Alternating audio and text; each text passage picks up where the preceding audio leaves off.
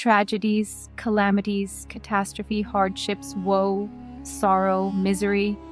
I truly never know which words I should use to describe what the Circassian princess, Sultana Mahidevran, lived through in Bursa after the execution of her son.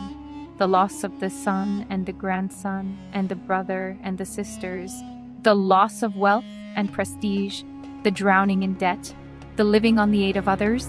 This is what Sultana or Hatun Mahidevran lived through, a woman who once filled the sky and the eyes of people. Oh, the Sultana of bad fortune. As if losing her son, the prince, and his brothers was not enough, she then spent the rest of her life in poverty and in the mockery of people.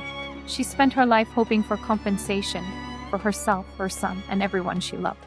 Her only sin was that she married a sultan. Some people even went as far as claiming that it was all due to the sorcery Hurrem Sultan had allegedly used on the sultan, sorcery said to have fueled his hatred toward Mahidevran.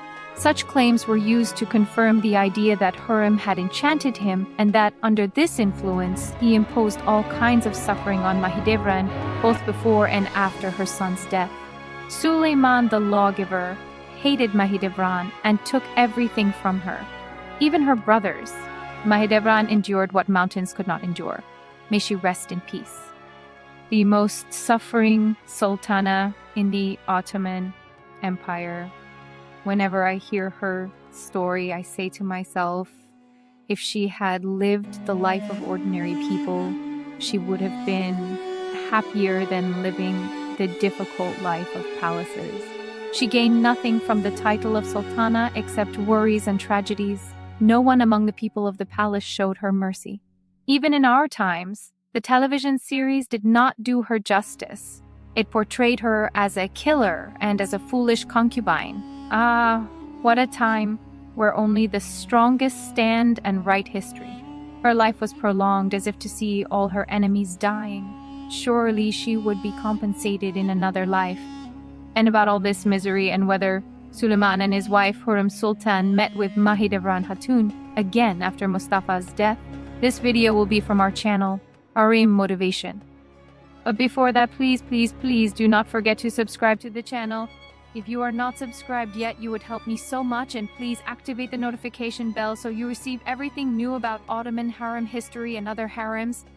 In the final episodes of the famous series The Magnificent Century, the actors portrayed the event of visit of Sultan Suleiman and his wife, Hurrem. Hurrem went to Bursa, where she once met Sultana Mahidevran. But what is the truth of this visit? Did Sultana Hurrem really go to Bursa for treatment? And did she and the Sultan meet Sultana Mahidevran again? The truth is that after the assassination of Prince Mustafa in Konya, his family was exiled to Bursa starting from October of the year 1553, and Mahidevran never left Bursa again until her last breath. It was not possible for her to leave. Mahidevran lived her entire life beside her son's grave, and she spent everything she owned to build his mausoleum. In reality, she lived in severe need and poverty. Sultana Mahidevran never went to Istanbul, and Meronisa did not commit suicide in front of Sultana Hurrem because she was a fictional character in the first place. As for the visit of Sultan Suleiman and Sultana Hurrem to Bursa, the truth is that Sultana Mahidevran did not meet Sultan Suleiman, nor Hurrem Haseki at all after the killing of her son. It was never recorded that Sultan Suleiman went to Bursa to visit his son's grave. In fact, Hurrem went to Edirne during her illness for treatment, and it was said that she was away from the palace because she did not wish the Sultan to see her on her deathbed. However, Hurrem Sultan Roxolana died at the Topkapi Palace in Constantinople, modern-day Istanbul, Turkey on April 15, 1558, passing away in the imperial residence where she lived with Sultan Suleiman the Magnificent. And is not logical that Hurrem Haseki did wish to meet her bitter enemy Mahidevran anyway, nor that she would ask her for forgiveness. It remains uncertain. They might have met again and asked forgiveness from one another, and this was never recorded because it was not considered something important historically. But it is impossible anyway to imagine that Mahidevran would ever forgive Sultana Hurrem after the killing of her son and the suffering she endured. Before the execution of Mustafa, history mentions that Sultan Suleiman did indeed visit Bursa with his beloved Hurrem, and they spent 40 days there. But this journey was 9 years before the killing of the prince, that is, in the summer of the year 1540. At that time, Shahzadat Mustafa was in Amasya with his family and Mahidevran. It is also worth mentioning that Sultana Hurrem did not go to the grave of Ibrahim Pasha, because this grave was never known. All of these events are from the imagination of the writer of the Magnificent Century. And the truth is that despite these changes and fictional events, no one stopped watching the series. On the contrary, it achieved great fame and success. And now we continue, dear viewers. Please stay attentive as we now move on to speak of the miserable days that Mahidevran spent in Bursa. Her son, Prince Mustafa, was executed, and her young grandson Muhammad was also executed. These two tragic events were only one chapter of the tragedy of Mahidevran. As the news of the death of Prince Mustafa spread like fire in dry grass, one of the Sultan's men came with the news to Sultana Mahidevran. This painting that you see before you was painted by one of the artists of that period, and it is now in the possession of Cherkassky Aile. Sultana Mahidevran and her sisters, Albanaya Akila and Bilkis and Shahid Farhan, were exiled to Bursa, in addition to the wife of Prince Mustafa, his daughter Nargis Shah, and a number of their servants whose number ranged between 8 and 10. This is what was mentioned in an archival document in the province of Bursa. All the properties of the Sultana and her sisters were confiscated, and an order came from Sultan Suleiman preventing any correspondence between them and their distant family. As for her brother, Mustafa Mirza Pasha, after he learned of the execution of Prince Mustafa, he immediately sent all his sons to the Caucasus, because he realized that his family was in great danger from Suleiman.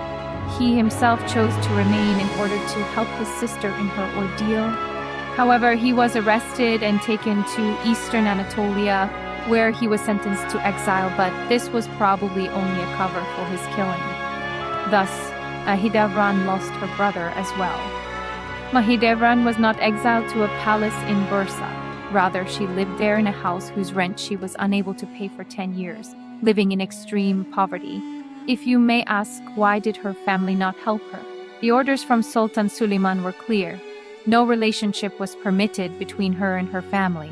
As for her older sisters, Shahid and Akila, who were with her, their properties were also confiscated. As for her youngest sister, Bilkis Hatun, she sent a letter to Sultan Suleiman after the killing of Prince Mustafa and his son, in which she said, "I wish that all your sons from the Russian sorceress would drown in blood." Because of this, the Sultan ordered that she be confined in a separate house in Bursa, and she spent the rest of her life in solitary confinement until her death in the year 1560. Thus, Mahidevran lost all her full siblings. It is worth mentioning that she had half-siblings in her homeland, but all relations with them were cut. Sultana Mahidevran was not able to build a mausoleum over her son's grave until after the death of Sultan Suleiman and the ascension of Sultan Selim to the throne, who allocated for her a salary with which she could live a dignified life, and thus her financial condition improved. Some rumors say that Sultana Mahidevran's servants in Bursa were not treated well, as those working for her were subjected to extortion and fraud in the local markets. But the Sultana did receive respect from the people who had previously deeply revered her son. Her pain was endless. She lost everything and was given a long life. Sultana Mahidevran lived for 81 years, a very long lifespan by the standards of that era, nearly equivalent to 100 years in our time, when most people lived between 50 and 60 years. Despite this, she ended her life in solitude after all her loved ones had died, except her loyal attendants who refused to leave her. All that remained were the mausoleum of her son Mustafa and the salary allocated to her by Selim II. Sultana Mahidevran was buried there in the year 1581. My dear viewers, here I have reached the end of this report. I hope you liked it. Please like and subscribe to support me, and see you in upcoming reports.